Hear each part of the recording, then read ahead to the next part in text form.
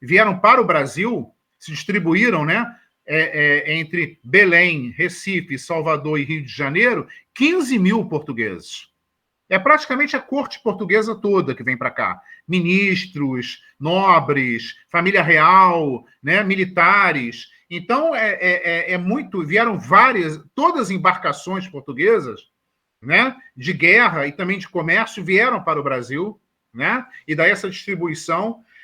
Um percentual muito pequeno ficou em Belém, em Recife e em Salvador. O percentual maior mesmo, mais de 60%, veio para o Rio de Janeiro. Então, Rio de Janeiro é a capital do reino, é a capital desse império colonial português. Tá? E o Dom João, então, vai tomar medidas para centralizar a administração, as decisões políticas, a arrecadação de impostos, tudo no Rio de Janeiro. Ora, essa estrutura que Dom João monta, ela já é a base, né, do nosso império. Então, na realidade, quando se formar o Império Brasileiro, ele vai se formar em cima dessa estrutura que Dom João está montando por conta da transferência da corte. Tá? A Inglaterra, que apoiou a transferência, a Inglaterra vai exigir vantagens no comércio. Dom João, logo que chegou ao Brasil, ainda em Salvador, ele fez uma primeira parada em Salvador, ele assinou o tratado, o decreto de abertura dos portos às nações amigas. Mas, olha, esse decreto fala nações amigas, né? Não é só a Inglaterra. Tá? Tanto que logo em seguida o Brasil recebe delegações dos Estados Unidos, por exemplo, de alguns países da América Espanhola que já haviam se tornado independentes, é o caso do Paraguai, né? Ou seja, então a Inglaterra se sentiu assim desprestigiada. Ela exige, então, o tratado para ela. Esse tratado de 1810 é o Tratado de Aliança, Amizade, Comércio e Navegação. Ele vai dar aos produtos ingleses uma vantagem imensa. Os produtos ingleses passam a pagar menos impostos no Brasil que os produtos que eram produzidos no Brasil. Então, é um absurdo completo. Mas foi o preço que a Inglaterra cobrou por esse apoio a Dom João. Não só por trazer a corte portuguesa para cá, ajudar a trazer, vieram várias embarcações inglesas também, né? De guerra, inclusive, protegendo, mas também por estar em Portugal apoiando a resistência portuguesa contra a invasão de Napoleão. Né? A Napoleão vai se retirar de Portugal em 1811.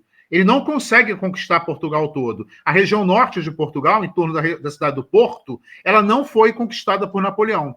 Tá? Então, isso aí mostra esse apoio inglês, foi fundamental. Os ingleses desembarcaram no porto, mandaram homens, armas, né, deixaram alguns navios protegendo ali a entrada do porto, né, da cidade, e aí apoiaram a resistência do porto. Foi uma cidade que não caiu. Napoleão não conseguiu tomar essa cidade. Né, as tropas de Napoleão não conseguiram tomar. E daí, depois de não conseguir conquistar Portugal, as tropas de Napoleão acabam se retirando de lá em 1811. Né? Até porque Napoleão também estava começando a preparar a invasão da Rússia, né, que aconteceu em 1812, e ele precisava de mais soldados e mais soldados. Né? Então, isso aí também faz parte da história. Né? Bem, Dom João, porque a Espanha apoiou Napoleão, que a Espanha se rende a Napoleão e acaba apoiando ele, né? Inclusive tropas espanholas invadem Portugal também, a Dom João vai ocupar a Guiana Francesa, em retaliação à França, e a banda oriental do Uruguai, chamada de Província Cisplatina, por Dom João, que é o Uruguai. Né? Então, ele vai ocupar. O Uruguai pertencia à Espanha e a Guiana Francesa à França, né? Claro. E nesse caso, posteriormente, em 1815, quando a restauração da monarquia na França, né, Dom João devolve a Guiana Francesa para a França, mas tira metade dela, que é o Amapá. Nosso Amapá, ele é, na realidade, metade da Guiana Francesa que o Brasil tomou, né, por conta dessa época, dessa invasão, em retaliação à invasão napoleônica. Fez um acordo com a França, né, e depois nós vamos ter até um outro acordo de fronteira e ficou por isso mesmo. Né? Dona Maria I vai morrer aqui no Brasil, Dom João vai ser coroado rei, né? O Congresso de Viena exige a volta de Dom João a Portugal, Dom João se recusa, aí ele vai elevar o Brasil à condição de Reino Unido, a Portugal e Algarves, para ficar no Brasil. E ele fica até 1821. Em 1821, tem a Revolução Liberal do Porto, justamente a cidade que não se rendeu, né? Ela exige que Dom João volte, eles proclamam uma Assembleia Constituinte, Dom João tem que voltar e jurar obediência a essa Assembleia. É uma revolução liberal, né? Dom João tenta reagir, mas a Inglaterra, ela intercede em favor da Revolução Liberal. A Inglaterra quer que Dom João volte a Portugal, né? Respeite a Constituição que essa Revolução Liberal está fazendo, e, ao mesmo tempo, no Brasil, ele vai deixar o seu filho, Dom Pedro, né? Dom Pedro I, que depois será Dom Pedro I, em Portugal será Dom Pedro IV, né? Como aqui o imperador do Brasil. Tá? Então, vamos prosseguir aqui, tudo bem? Tranquilo? Tranquilo. Então, vamos lá. Então, agora a gente vai pegar aqui, ó, imagens da época. Esses quadros aqui de baixo são do Debré. Esses de cima não, são pintados na época também, mas são quadros de outros pintores, né? Então, você pode ver a participação popular, né? Aqui, menos, né? A gente vê até algumas pessoas negras no quadro, tem até um escravo aqui no canto, tá? Mas predominam os brancos da corte, e Dom João, né, numa vestimenta hiper luxuosa, que ele vai aparecer mais tarde num quadro pintado aqui no Brasil, né? Que ele vai posar para esse quadro. Então, isso aí não é bem assim. Eles chegaram aqui depois de uma viagem que foi muito difícil, pararam em Salvador, né? E depois de Salvador, ficaram 2 meses em Salvador e vieram para o Rio, né? Então, eles chegaram no Rio, também uma viagem, não demorou tanto assim, mas também uma viagem difícil, e Salvador para o Rio, parece que foram mais de uma semana de viagem, 10 dias de viagem, então eles chegaram desgastados e tudo, não tinha nem como ter essa pompa toda que está tendo aí, né? Mesmo assim, foram recebidos na cidade e tudo. Aqui do lado é um beijamão, é uma cerimônia que Dom João tinha em Portugal e manteve aqui no Rio de Janeiro. Ou seja, uma vez por semana, seus secretários, nobres que trabalhavam para a coroa portuguesa e altos funcionários, né, eles iam fazer uma fila para beijar a mão do rei, né? Então, ele recebia, às vezes levava algumas queixas, levava algumas reivindicações, e ele atendia ali, né? Então, ele aqui, sentado ao trono, ao lado da Carlota Joaquina, sua esposa, né, a rainha, e eles fazem uma fila para beijar a mão dele. Aqui embaixo é o Debré. Então, é o cotidiano do Rio de Janeiro. Aqui é a atual Praça 15, né? Aqui o chafariz do Mestre Valentim, é onde o pessoal vinha pegar água. Então, os barcos chegavam até esse chafariz. Ele hoje está recuado por causa do aterro, né? Que fez ali aquela parte toda da Baía de Guanabara, que vai do aeroporto Santos Dumont até a Praça Mauá, aquilo tudo é aterro. Foi tudo aterrado, né? Então, para fazer um porto ali novo, né? Que o porto do Rio de Janeiro era no Valongo. Era no Valongo. Então, o Valongo ficou para o tráfico negreiro. E aquele porto em torno da Praça Mauá, pegando ali o que seria hoje a Praça 15, né? Ele ficou mais voltado para os navios de mercadorias, cargueiros, etc. e tal. Então, eram 2 espaços, né, diferentes. Aqui é a atual Praça 15. E aqui estão os barcos ancorados, né? A água, o chafariz ficava na beira d'água. Eles paravam com o barco, pegavam lá as torneiras do chafariz e botavam água potável. O chafariz, ele pegava a água que vinha dos rios, que ali da Rua da Carioca. O Rio Carioca, principalmente, né? Mas outros rios também que saíam ali, tá?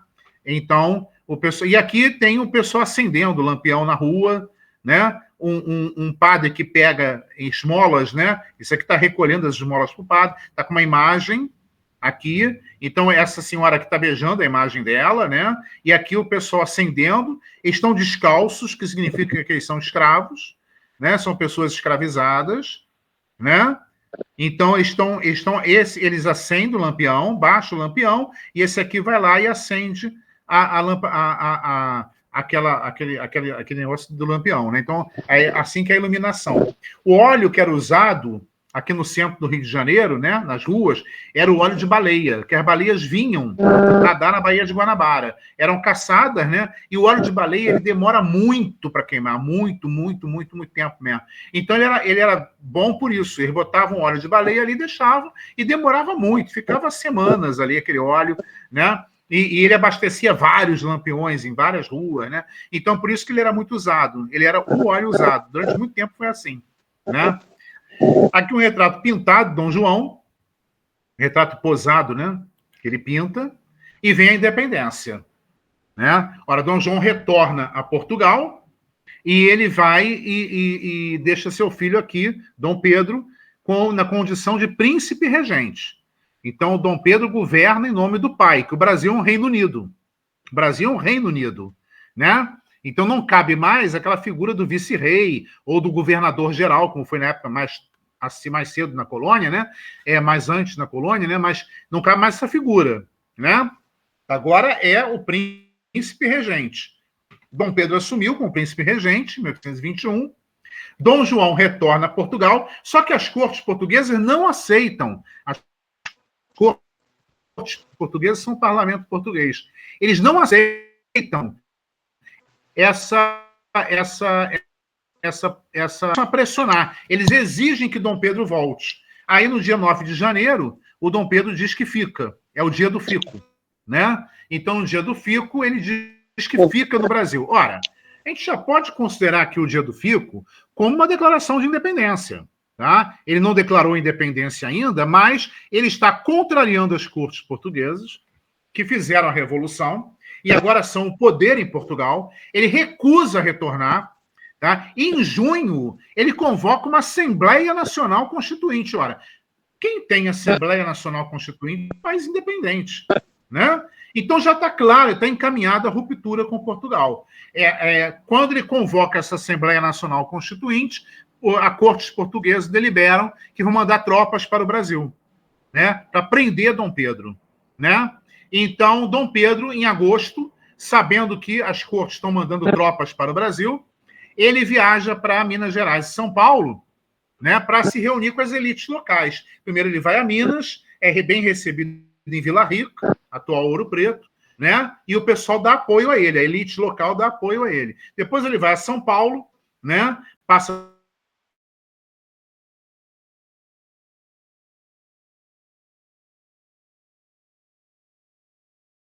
Chila, né, que a Marquesa vai ser transformada depois em Marquesa dos Santos, né?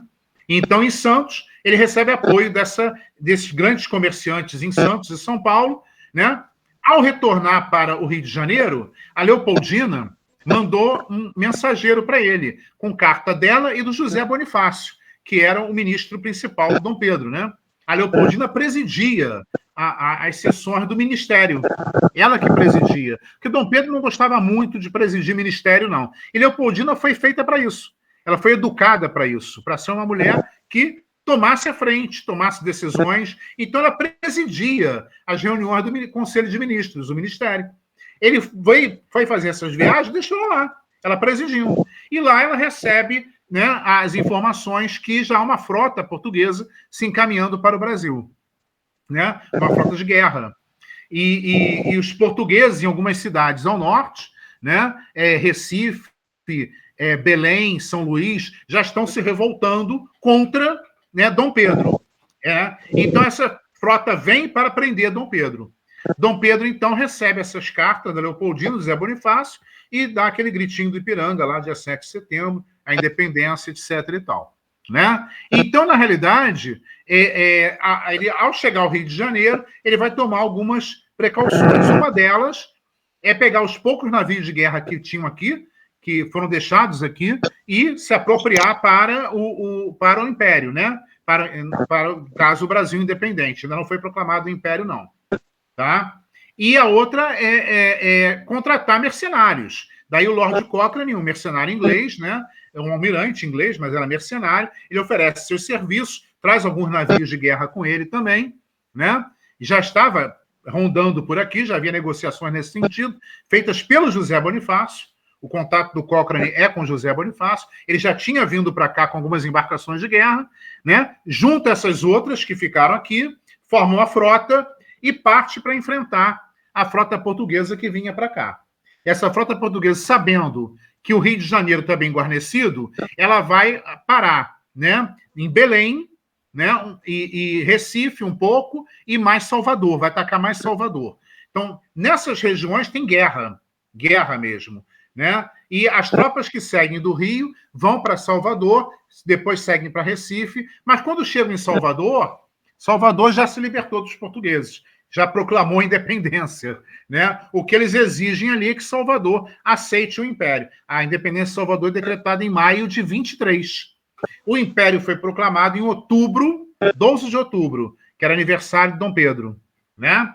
Então, o Império é proclamado em 12 de outubro, né, de 22. Então, vai e segue nesse sentido aí, tá? Então, nós temos aí essa frota mercenária, quando chega em Salvador, os portugueses já tinham sido derrotados. Ou foram embora ou foram presos, foram derrotados, navios foram afundados e tudo. Isso com a população de Salvador, da Bahia, né, se organizando. O Império ajuda, tinha mandado tropas por terra também, né? Então, segue para Recife, onde aconteceu o mesmo, né? Exige que Recife se aceite o Império. Provisoriamente, a elite de Pernambuco, do Nordeste, aceita, porque há uma constituinte que está realizando trabalhos e eles têm deputados nessa constituinte. E segue para o Grão-Pará. No Grão-Pará, em Belém, há uma resistência. Também já haviam posto os portugueses para fora, mas há uma resistência. Eles não aceitam esse império, não estão a fim de ficar presos a um império que tem a sede no Rio de Janeiro, centralizado aqui, tudo aqui, e eles são largados à própria sorte lá no norte. Então, eles não aceitam. Então, o Cochrane manda, reprime, ele chega a bombardear um pouco Belém, né? Algumas lideranças são presas e são executadas. Tá? Então, com isso, a província do Grão-Pará, que pega do Maranhão e tudo que seria toda a Amazônia, praticamente, né? Essa província do Grão-Pará, ela é incorporada, Grão-Pará-Maranhão, ela é incorporada ao Império pela força. Tá? No caso da Bahia e no caso de Recife, eles aceitam porque eles têm deputados na Assembleia Constituinte, que foi convocada em junho, foi eleito e tomou posse em dezembro. E está elaborando os trabalhos da Constituinte. Só que vai ter um problema. Essa Constituinte, ela, quando chega mais para o final de 23, ela apresenta um projeto liberal, muito liberal. Tá? Esse projeto não é do agrado de Dom Pedro. Por quê? Ele dá uma certa autonomia para as províncias, ele coloca o parlamento, no caso, né, com mais poderes, né?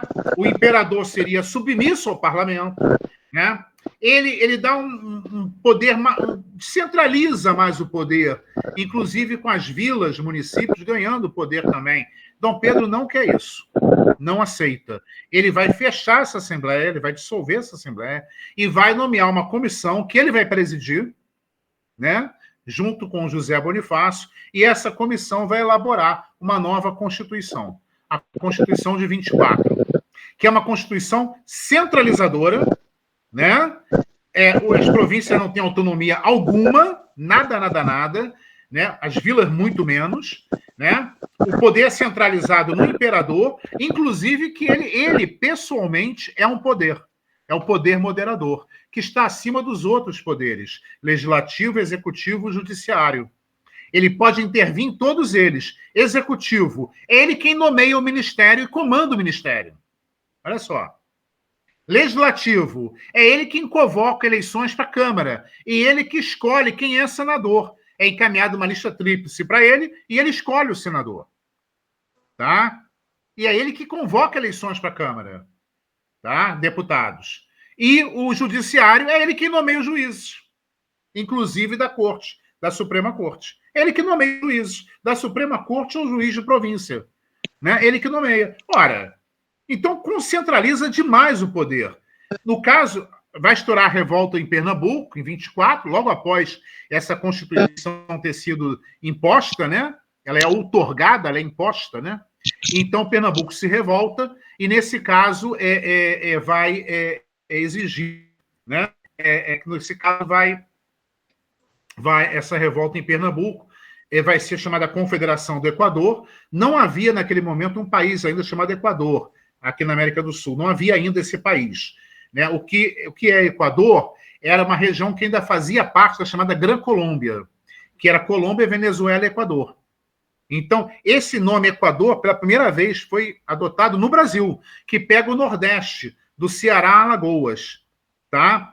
Essa região que se revoltou, proclamou uma independência do Brasil, do Império Brasileiro, chamada Confederação do Equador. Tá? Estourou também uma revolta no Grão-Pará, também foi reprimida seriamente. Né? A Confederação do Equador também. As lideranças foram executadas, né? Inclusive Frei Caneca não teve nenhum escravizado, os escravizados que eram carrascos, né? Eles que botavam a pessoa na forca. Nenhum escravizado aceitou enforcar o Frei Caneca, porque ele era o líder da Confederação do Equador, ele era um frei, ele era um liberal, ele defendia o fim da escravidão e uma reforma agrária. Né? Então, nenhum escravizado ia enforcar, apanharam, inclusive, foram chicoteados, se recusaram terminantemente. Aí o comandante militar deu a ordem para fuzilar ele. Ele foi fuzilado. Né? Então, a repressão foi muito forte. Isso vai ser um ponto de desgaste. A dissolução da Assembleia Constituinte de 23, né?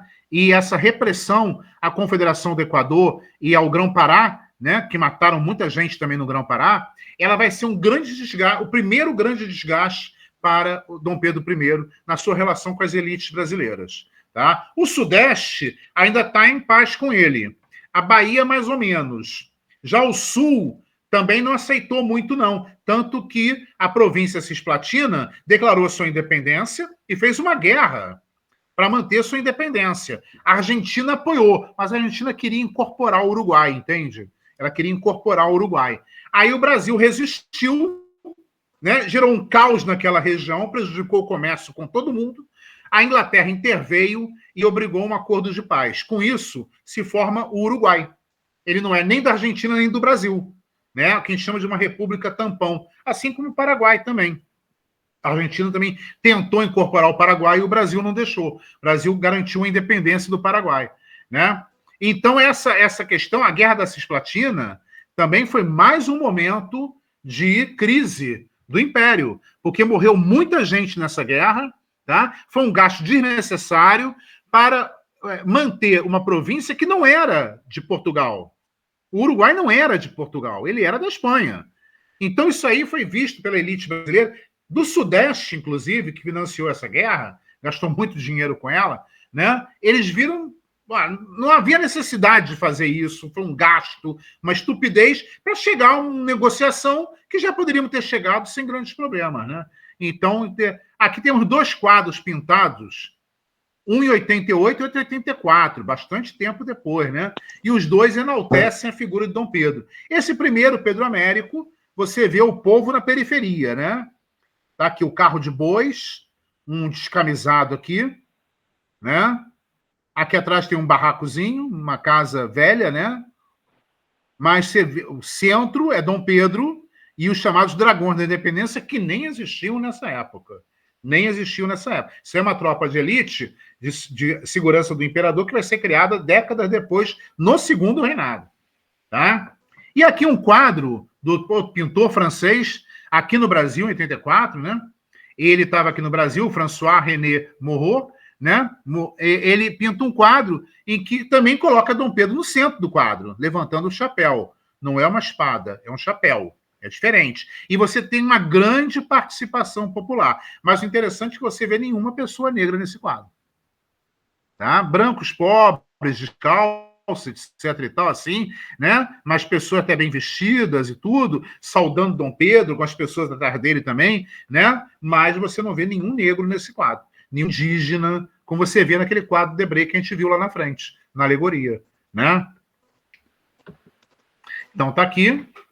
A crise do primeiro reinado, para a gente terminar hoje aqui, né? Ora, tudo isso vai levar um desgaste. Nessa época da independência, havia se formado dois partidos aqui no Brasil. O Partido Português e o Partido Brasileiro. Ora, o Partido Português, ele é dos portugueses estabelecidos no Brasil. Não é o partido que defende Portugal. Esse é o pessoal lá do parlamento português, né? Esse partido português, ele defende interesses portugueses no Brasil. Ele até aceita a independência, mas ele quer Dom Pedro como imperador, para garantir seus interesses. O Partido Brasileiro se divide em dois grupos. É o defensor dos interesses brasileiros, da elite brasileira, né? Comerciantes brasileiros. Então, esse último dois grupos. Aristocratas, que defendem a Constituição de 24, imposta por Dom Pedro, defendem o poder de Dom Pedro, e democratas, que são contrários ao poder de Dom Pedro. Querem uma descentralização desse poder. Tá? Então, esses dois grupos se enfrentam. Ora, o que acontece? Com a crise, cada vez mais, os aristocratas vão se afastando de Dom Pedro e se aproximando de democratas, porque eles chegam à conclusão de que Dom Pedro não está defendendo muito os interesses da elite brasileira. Dom Pedro, inclusive com a crise, se aproxima mais do partido português, atende mais os interesses portugueses. E tudo isso aí vem com a crise econômica, claro. A repressão às províncias, o acordo de independência com Portugal, assinado em 1825, foi muito lesivo ao Brasil. O Brasil arcou com todas as despesas de Portugal com a guerra para invadir o Brasil. Quem pegou dinheiro emprestado com a Inglaterra, essa dívida passa para o Brasil. Né? O Brasil vai ter que pagar uma indenização a Portugal. Por quê? O Brasil ganhou. Mas vai ter que pagar uma indenização a Portugal. Ou seja, foi um acordo de pai para filho, de filho para pai. Né? Dom Pedro atende Dom João. Isso pesou muito mal. Foi um rombo. Até porque quando Dom João foi para Portugal em 1821, ele que criou o Banco do Brasil, né, em 1810, ele limpou o caixa do Banco do Brasil. O Banco do Brasil ficou sem um único tostão.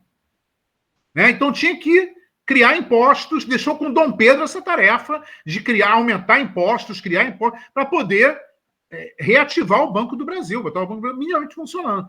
Dom Pedro tentou isso o tempo todo, mas não vai dar certo. O Banco do Brasil acaba falindo em 1829. Né? É a primeira falência dele. Vai ter outra, depois ele é reconstruído, né?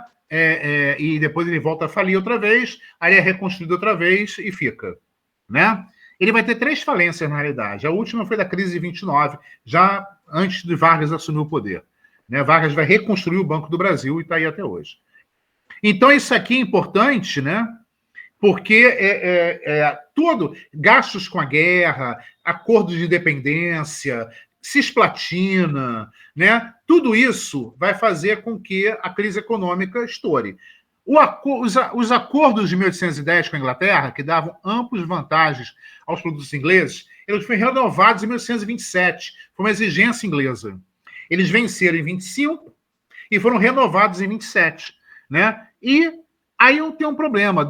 A Inglaterra colocou uma cláusula aí para acabar com o tráfico negreiro, estabelecendo um prazo para o Brasil acabar com o tráfico negreiro de 10 anos.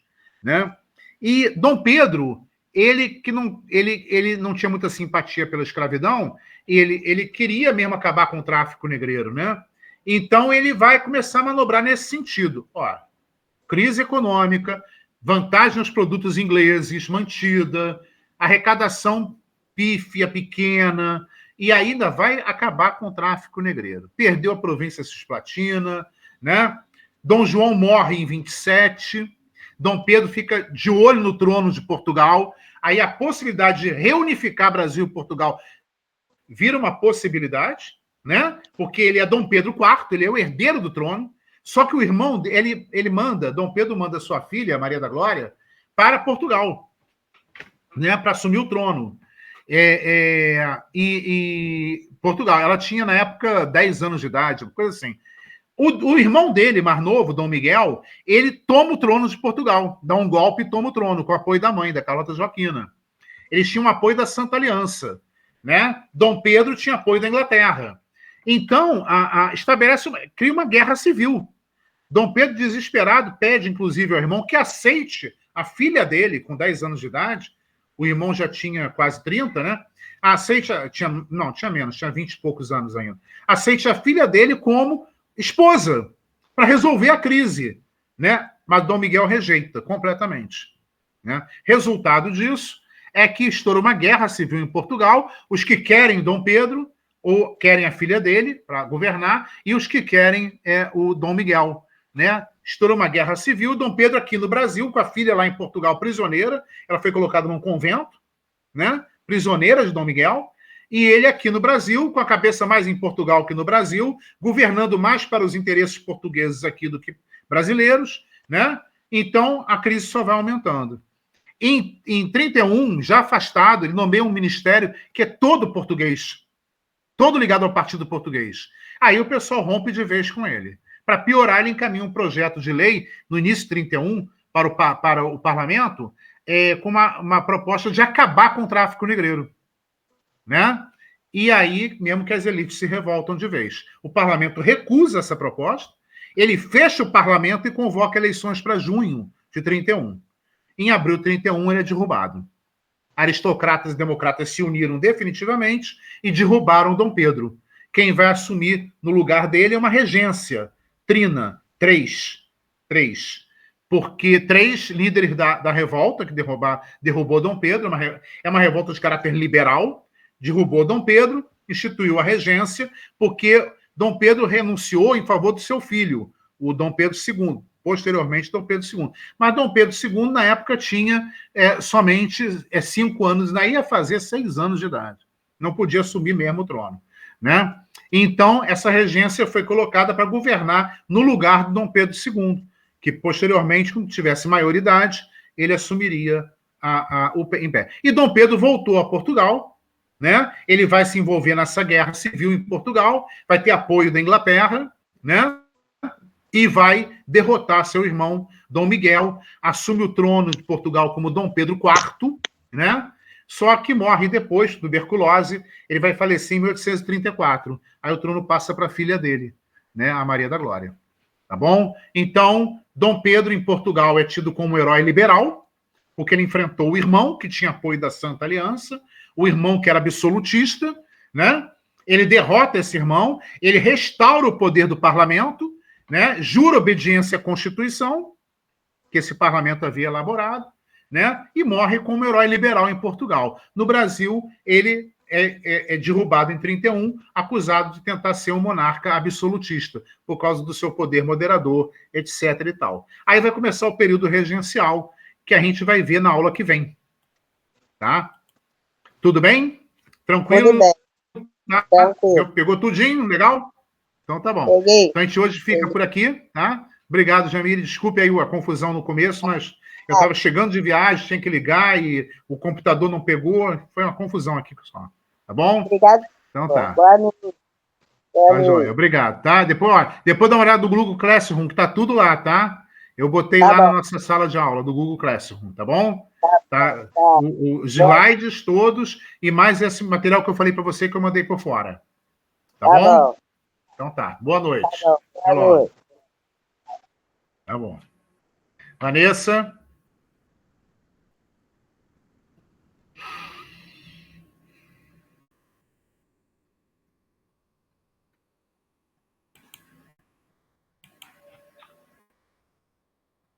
Oi, Vanessa?